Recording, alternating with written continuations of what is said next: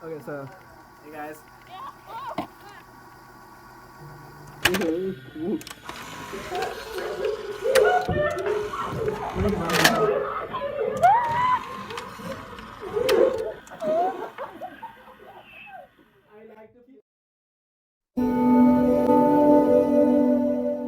Summer, autumn, winter, spring. I once asked you, what do you think about living in these four seasons? You looked outside the window and took in a deep breath, chuckled to yourself, then looked me in the eye and said, "It adds to our lives and makes it a bit dramatic, doesn't it?" And at that moment, it all felt right. Seemed like it was the only answer I've been ever looking for. Cause nothing related to my mind the way your words did. The sun starts to hide behind the big cumulonimbus clouds, and our late evening shadows paint the sidewalk as you stroll with your hand stretched out. And I giggle to myself, saying, it was a good night. From the corner of my sight, I thought I saw you smiling and nodding too. From small talk days and mind sketch nights to never ending runs and small singing to the moonless skies, we'd have no excuses to stay back from staying put. How you animate my fears and insecurities into practical moments that I would keep forever. A memory in a bottle. Calling up on one another became a habit that I kept polished to cherish in my temper. And I'd wait hours just to hear two slow thuds on wood, and I'd be the most content. Just so I could talk and unravel another part of the world I wasn't exposed to as I grew up. But eventually I'd stop myself to wonder if you're ever annoyed. But your tone and smile said otherwise. So I pulled the brakes out of the car.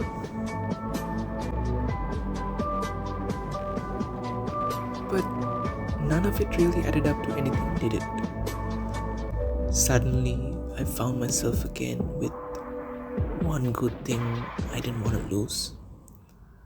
So no matter how many times a bridge that I built in my head gave away and took me down, I'd always climb back up from the abyss, put on a smile, and get back to being the friend I was. My mother would tell me, whatever it is, it's time you be selfish and put yourself before everything too. But don't you think the truth would crack this hushed snow globe I had built for myself? And it did.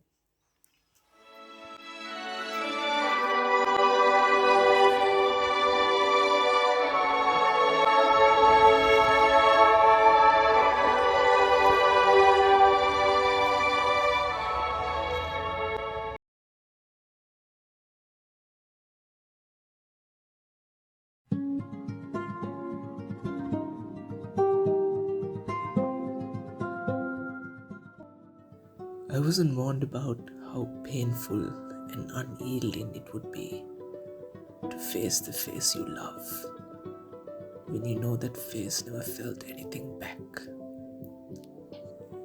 Guilt, embarrassment, a trance alluring spell.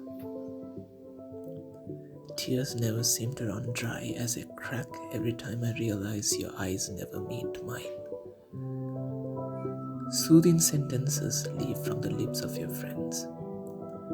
Don't be too hard on yourself. It will be forgotten in few weeks. It'll be back to the way it used to be.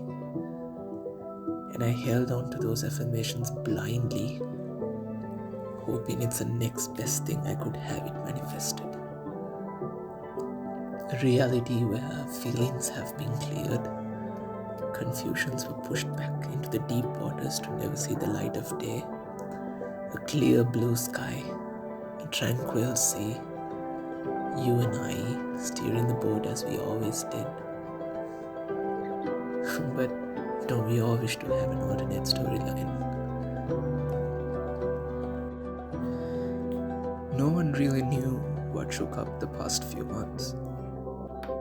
Walls that housed two healing hearts, broken from two different pair of hands, but both for the same reason, now only saw one trying to fall asleep and refusing to get out of bed.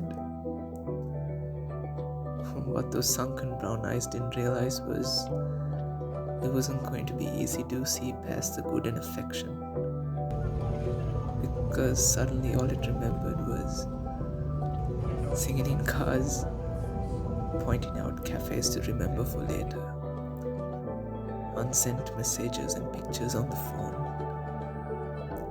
never sharing a nasty comment or two about someone we didn't agree on, but agreeing on ways to work it out. And the maturity spoke volumes. The doors kept breaking and the unleashing began, and I did not carry any strength to resist but just lay like Pandora did. All your what ifs begin to walk by you. You begin to live your nightmare in a reality where everything you feared for is eventually unraveling in front of you. I don't hear the leaves crunching like I used to anymore, and the sigh that escapes my mouth is the only noise in this new accustomed silence as I walk behind the trail of new addiction the truth cost me. The no hurt, but I took it with respect. But it's the where am I now on your map that plants your feet on the anxiety. Wasn't I good enough? Wasn't I funny enough? Didn't I do the same thing? Did the truth make me look different?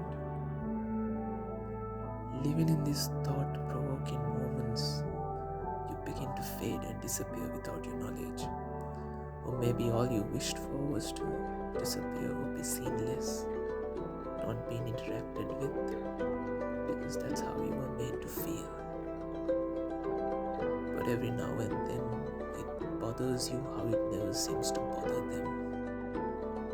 And I stop myself from small talking because I'm scared how you'd react to me now. And I know it would be different than it used to. A different that I cannot wrap my head around to accept. So words don't leave my mouth, but just my hand. And that gets us writers in distress called out for playing the victim. But it simply was just the barbed wire over the aching heart.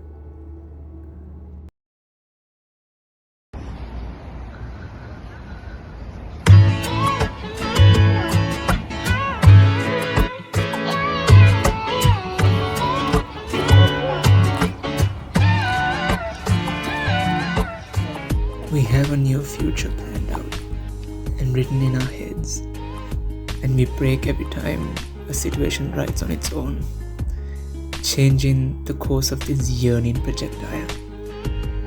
But our families wouldn't have made it this far along with us if they had stayed broken for all their rewritten storylines. So I guess we have to take it from the people who've lived what we're living right now. And this chain continues for more to come, to see and to live. Live and stay in the moment, they'd say, which is the best answer one could receive, but you don't have to if you don't feel good in it. So you live to change the moment, adapt Tune in, loosen and tighten some screws, erase the storyboard, change the plot, change the story to your liking. Because you are not the main character in everyone's story, but just yours. Now as I ride past places, I smile knowing that you would love to be there. And make a mental list hoping that I'd get to take you there someday. Maybe. I haven't let go of the tiniest details as it lives in my head, rent-free to this day. And I chose it to be that way. Because no matter how many poems my hands weave, songs I listen to, movies I watch, nothing makes me relive that warmest atmosphere in the slow burn moments. Nothing but just four eyes in a room where the flickering light washed the floors and the walls white. Nothing but just a slight chill gush of wind rushing past as we sat outside, watching the night mist kiss the ground. Nothing but just me smiling after the night is done, knowing I got another day to spend with not just a companion, but a long familiar soul.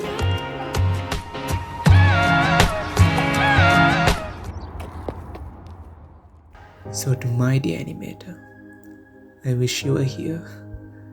I'm sorry for the downs, and I thank you for the ups. And yes, as you always say, life goes on. Like an echo in the